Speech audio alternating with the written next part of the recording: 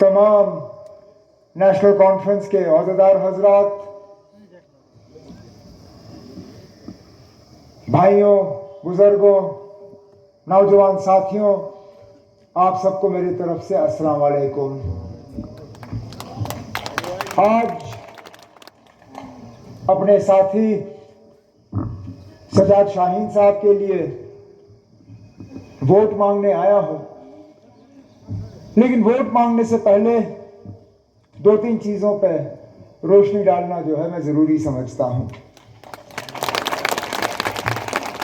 2019 के बाद हम सबके लिए बहुत कुछ बदला। कुछ ऐसी चीजें हैं जो हम सबसे छीनी गई हैं। हमारा झंडा, हमारा आईन, हमारी रियासत, हमारी पहचान, हमारा वकार। लेकिन उसमें भी हम तो बदकिस्मत है ही हैं। आप कुछ ज्यादा ही बदकिस्मत कौम हो, क्योंकि कुछ ऐसी चीजें हैं जो हमसे ज्यादा आपसे छीनी गई हैं। आपका अपना असेंबली हलका था, नाम उसका अलग अलग होता था। जैसे शमशादा ने कहा, कभी गूल गुलाबगढ़, गूल अरनास, गूल संगलदान, लेकिन था आपका अपना। पता नहीं इन लोगों को क्या आपके खिलाफ शिकायत थी, क्या जिद निकालनी थी, किस चीज का बदला लेना था कि आपका असेंबली हलका ही इन्होंने नक्शे से उठा दिया।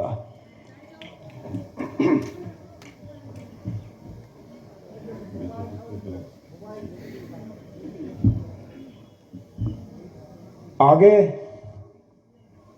हम उम्मीद कर रहे हैं कि 2026 में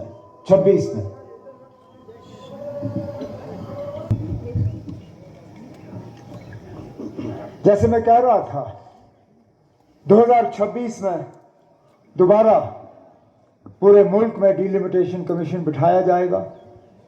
उम्मीद है उस वक्त जम्मू कश्मीर में भी यही होगा।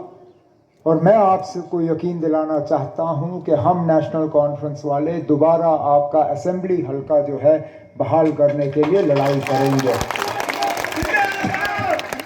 लेकिन बहुत जरूरी है कि इस इलेक्शन में जो ये आपका असेंबली हलका आपसे लिया गया है, उसका गिला एक तरफ रखते हुए आप अपने वोट का सही फैसला करें।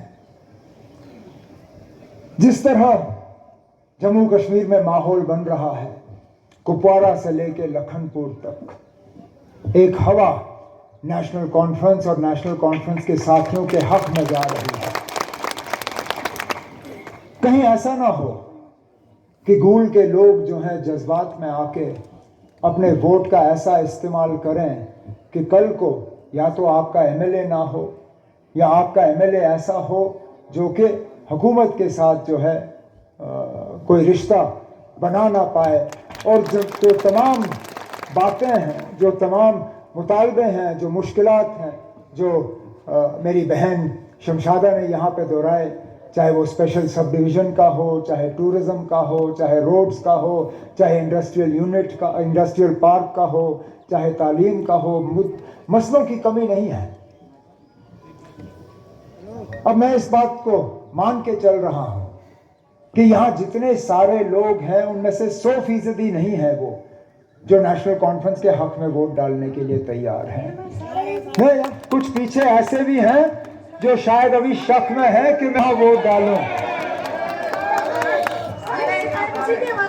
तब मुझे भी अब 25 साल हो गए है, मुझे भी 25 साल हो गए सियासत कर। मेरी नजर पड़ जाती है कौन हमारे साथ हैं और कौन अभी फैसला करना बाकी है। लेकिन आप यहां आए हो सुनने के लिए, वही बड़ी बात है, क्योंकि सुनने के बाद ही आप फैसला कर सकते हो कि सही क्या है और गलत क्या है। अब इलेक्शन में उम्मीदवार आएंगे, आपसे वोट मांगेंगे, मुख्तलिफ तकरीरों का इस्तेमाल करेंगे, जुमलों का इस्तेमाल करेंगे, आपके जज्बातों के साथ टटोलने की कोशिश करेंगे। यहां एक तरफ से वो तंजीम है जिसका उम्मीदवार यहीं से है, झंडा उनका बाजार में आपको दिख ही जाता है। कहने के लिए उनको सिर्फ एक चीज है कि गूल को बचाने के लिए कलम दवात को वोट दें। अफसोस की बात यह है कि यह वो तंजीम है जो कभी अपने बात पे कायम नहीं रही, कभी नहीं। मैं इन कलम दवात वालों को याद दिलाना चाहता हूं कि 2014 में भी इसी तरह लोगों के जज्बात के साथ उन्होंने खिलवाड़ करने की कोशिश की। आज तो सिर्फ वो गूल को बचाने की बात कर रहे हैं, उस वक्त तो जम्मू कश्मीर को बचाने की बात हो रही थी। उस वक्त ये कलम दवात वाले, अल्लाह मगफिरत करे उन्हें, मुफ्ती मोहम्मद सैयद साहब, उनकी बेटी महबूबा मुफ्ती साहिबा, उनके तमाम तंजीम के साथी जगह जगह जाके अपने इलेक्शन की तकरीरों में सिर्फ एक बात करते थे, जम्मू कश्मीर को बीजेपी से बचाना है तो पीडीपी को वोट देना जरूरी है। एक चीज और कुछ नहीं कहा उन्होंने। कोई तरक्की की बात नहीं हुई, कोई नौकरी की बात नहीं हुई, रोजगार की बात नहीं हुई, कोई इंसाफ की बात नहीं हुई। सिर्फ ये कहा जम्मू कश्मीर को बीजेपी से बचाना है तो पीडीपी को वोट दो। लोगों ने पीडीपी को वोट दिए, सबसे बड़ी पार्टी पीडीपी की बनी, लेकिन नतीजा निकलते ही पीडीपी ने क्या किया, बीजेपी के साथ हाथ मिला के उनके साथ यहां पे हुकूमत बनाई। इस बात के बावजूद कि उनके पास और रास्ते थे। ये मैं हूं जिसने उनके खिलाफ इलेक्शन हारने के बाद भी दोस्ती का हाथ बढ़ाया। मैंने मुफ्ती मोहम्मद सैयद साहब को पैगाम भेजा, चिट्ठी भेजी। मैंने उनसे कहा, मुफ्ती साहब, खबरों के मुताबिक आप बीजेपी से बात कर रहे हो हुकूमत बनाने के लिए, मत करिए। जिस रास्ते पे आप चलने जा रहे हो उसमें जम्मू और कश्मीर की तबाही और बर्बादी के अलावा और कुछ नहीं लिखा है। आपको वजीर आला बनना है, हम आपको 6 साल वजीर आला बनाएंगे, कुछ नहीं मांगेंगे आपसे।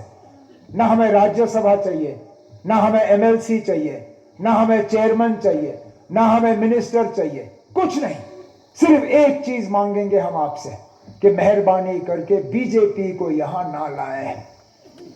पता नहीं उस वक्त क्या कमजोरी थी, क्या पहले ही सही बीजेपी के साथ समझौता हुआ था कि मुफ्ती साहब ने हमारे और कांग्रेस की जो हाथ हमने दोस्ती का बढ़ाया था उसको ठुकरा दिया। और वो कहते हैं, लम्हों ने खता की, सदियों ने सजा पाई। आज जिस चीज से हम गुजर रहे हैं, जिस दौर से हम गुजर रहे हैं, जहां आपकी कॉन्स्टिट्यूएंसी नहीं, जहां हमारा रियासत नहीं, झंडा नहीं, आईन नहीं, हम इस सब चीजों से बच जाते अगर उस वक्त मुफ्ती साहब ने हमारे दोस्ती का हाथ पकड़ा होता। आज ही किस मुंह से कह रहे हैं कि गूल बचाने के लिए पीडीपी को वोट दो? अरे जब उस वक्त तो आपने रियासत का बेड़ा गर्क किया, गूल की तो बात ही नहीं। अगर आपने उस वक्त बीजेपी के साथ हाथ नहीं मिलाया होता, आज गूल का अपना असेंबली हल्का होता, आज गूल के लोग अपने एमएलए के लिए वोट दे रहे होते। सही कहा शमशादा जी ने अपनी तकरीर में, गूल को बचाना नहीं है, गूल को बनाना है, गूल को सजाना है, गूल को तरक्की के रास्ते पर लाना है, और वो हुकूमत कर सकती है। हिज़्ब इख्तिलाफ में बैठे हुए एमएलए नहीं कर सकते, तो सोच समझ के वोट दीजिए, क्योंकि एक तरफ से वो शख्स है जो इंशाल्लाह 8 अक्टूबर के बाद हुकूमत के साथ जुड़ा हुआ होगा,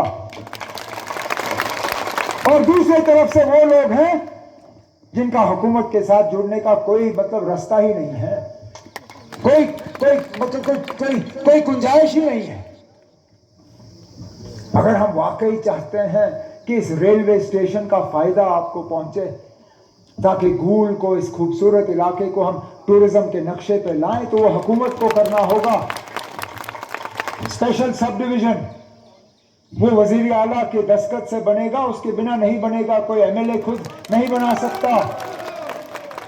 यहां बड़े बड़े प्रोजेक्ट यहाँ बड़े बड़े प्रोजेक्ट हैं ना, लेकिन इन प्रोजेक्टों में हमारे लोगों को कोई मुलाजमत नहीं मिलती, कोई फायदा नहीं मिलता।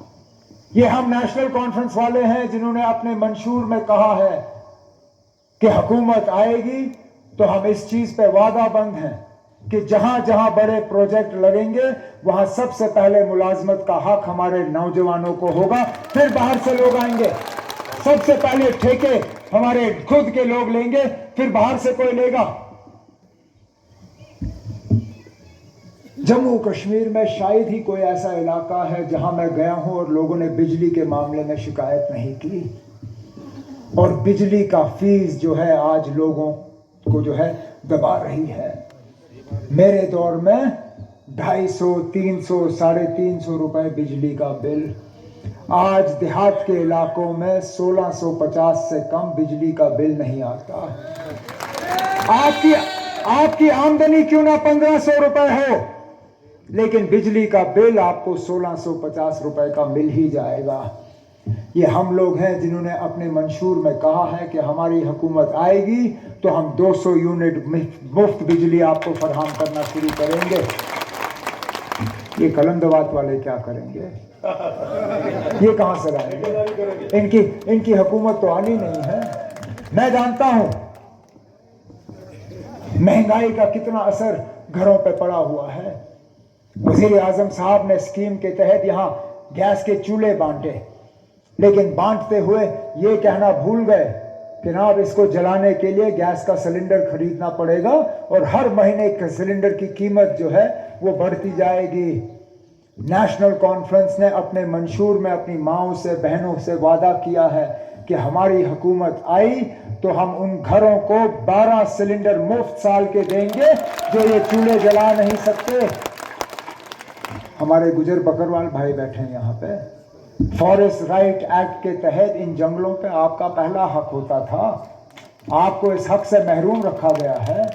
ये हमने अपने मंशूर में वादा किया है कि नेशनल कॉन्फ्रेंस की हुकूमत आई तो फॉरेस्ट राइट एक्ट के तहत हम ये हकूक आपको वापस देंगे ताकि इस जंगल की पैदावार का आपको फायदा मिले। इन दूर दराज इलाकों में बेरोजगारी को कम करने के लिए हम मौके पे डीजी साहब को भेजा करते थे। वहीं पे कैंप लगता था, अगर कद बराबर छाती बराबर तो डीजी साहब मौके पे दस्तखत करके वहां नौजवानों को पुलिस में दाखिल करते थे। पिछले 10 साल से वो सिलसिला रुका हुआ है। हमने अपने मंशूर में वादा किया है कि नेशनल कॉन्फ्रेंस की हुकूमत आएगी तो इंशाल्लाह हम वो दौर दोबारा शुरू करेंगे जहां पुलिस की भर्ती मौके पे होगी। ये लोग क्या करेंगे? मां सिवाय नारे के। ये मत करिए, मत करिए, आप बीच में मत करिए। मां सिवाय ये कहना कि गूल को बचाना है, उनके पास और कहने के लिए क्या है? बचाना है तो कैसे बचाना है बताएं? क्या करेंगे वो आपके लिए बाहर बैठ के? जब हुकूमत में वो शामिल नहीं होंगे तो डीजी साहब को कैसे भेजेंगे? जब हुकूमत में वो शामिल नहीं होंगे तो टूरिज्म के नक्शे पे कैसे लाएंगे आपको? जब हुकूमत में वो शामिल नहीं होंगे तो बिजली का जो खर्चा है उसको कम कैसे करेंगे? यहां आज शेर कश्मीर के वक्त में हमें विरासत में मिली थी मुफ्त तालीम, यहां बच्चों के लिए, बच्चियों के लिए यूनिवर्सिटी के लेवल तक। आहिस्ता आहिस्ता आहिस्ता उसको काट काट के अब ना होने के बराबर रखा गया है।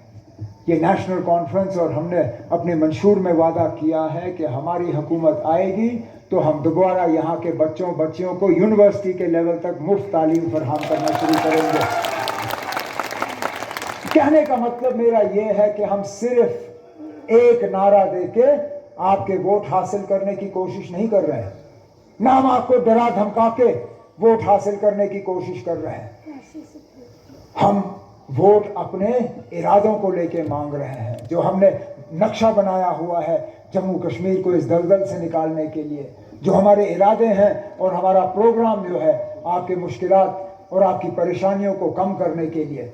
लेकिन इसके लिए बहुत ज़रूरी है कि आप भी अपना एमएलए चुन के हमारे पास भेजें ताकि उनके हम हाथ मजबूत करें और आपकी तरक्की हो, आपकी खिदमत हो। जो काम डीडीसी चेयरमैन के तौर पे शमशादा जी ने शुरू किए, जो जनाब सखी साहब ने शुरू किए हैं एज डीडीसी मेंबर गूल के तरफ से, हम चाहते हैं कि उन कामों को और तेजी से आगे लिया जाए। लेकिन इस मौके पे मेरा फर्ज बनता है कि मैं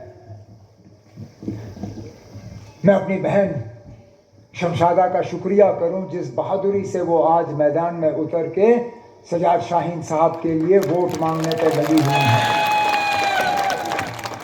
ये कोई छुपी हुई बात नहीं है कि मैंडेट के वक्त में हमें दो लोगों के दरमियान फैसला करना था, एक सजाद, एक शमशादा।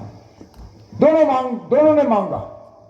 आखिर में पार्टी के सदर जनाब फारूक साहब ने दोनों से बात करने के बाद एक के हक में मैंडेट का ऐलान किया।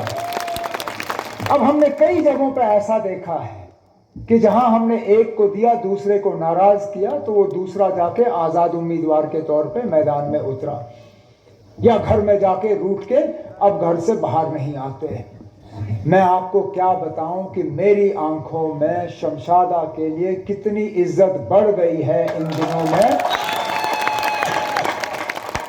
जिस तरह इन्होंने फारूक अब्दुल्ला साहब के फैसले को लपेट करके फिर मैदान में उतरी सजाद की कामयाबी के लिए, मैं कहता हूं कि इसके बाद शमशादा जो भी आप मुझसे मांगोगे, जो मेरे हाथ में होगा, जो मैं आपके लिए कर सकूंगा, जो मैं आपके वर्करों, जो मैं आपके साथियों के लिए कर सकूंगा, आपके वर्करों के लिए कर सकूंगा, इस खूबसूरत इलाके के लिए कर सकूंगा, आप लिख के मुझसे ले लीजिएगा कि मैं कभी आपको ना नहीं करूंगा।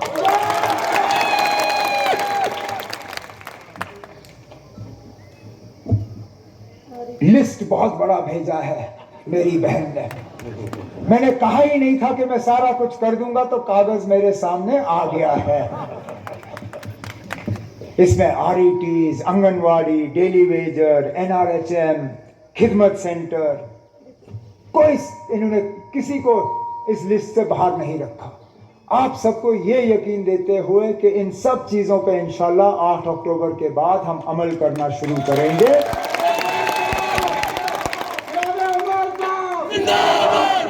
मैं आपसे सिर्फ यही गुजारिश करूंगा कि 18 सितंबर को आप लोग सुबह सवेरे पोलिंग बूथ के अंदर जाएं, हल्के बटन को ढूंढ के उसको दबा के आप शमशादा को, सजाद को, मुझे, फारूक साहब को यहां से कामयाब कर दीजिए, ताकि मिलके हम आपकी खिदमत करें, हम आपकी नुमाइंदगी करें। इस उम्मीद के साथ कि 8 अक्टूबर को जब नतीजे निकलेंगे तो सबसे पहले कामयाब नतीजों में हम नाम अगर सुने तो आपके एमएलए जनाब सजाद शाहीन साहब का नाम सुनेंगे। और उसके बाद मैं आपको यकीन दिलाता हूं कि हम फौरी तौर यहां वापस आके आप लोगों से दोबारा मशवरा करेंगे कि हमें गूल को आगे तरक्की के रास्ते पे लाने के लिए क्या क्या करना होगा, वो हम बैठ के आपके साथ करेंगे।